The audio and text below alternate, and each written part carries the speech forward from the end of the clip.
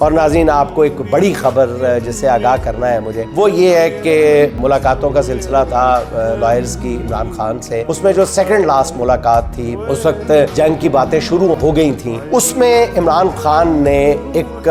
بڑے دل گردے کا مظاہرہ کر کے وسعت ظرفی کی انتہا کا مظاہرہ کرتے ہوئے، جسے مطلب عمران خان کے حامی بھی شاید یہ بات تسلیم کرنے کے لیے تیار نہیں ہے کہ یہ نہیں ہو سکتا، یہاں تک خان صاحب نہیں جا سکتے۔ آپ کو میں ناظرین وہ خبر دینے لگا، انہوں نے ایک غیر سیاسی لائر کو خان صاحب نے یہاں تک کہا، جب انہوں نے کہا کہ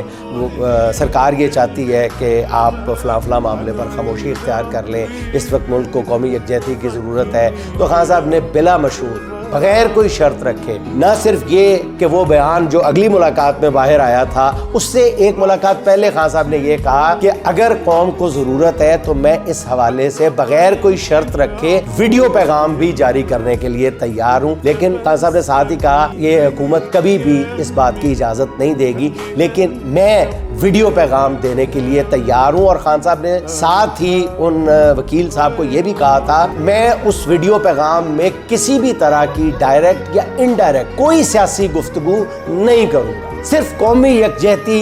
پر زور دے کر گفتگو کروں گا، اور وہ ویڈیو پیغام سرکار یا باہر لوگ جو ہے وہ جس جگہ استعمال کرنا چاہیں کر۔ ناظرین یہ ہوتا ہے قائد، یہ ہوتا ہے ایک قائد کی ویژن۔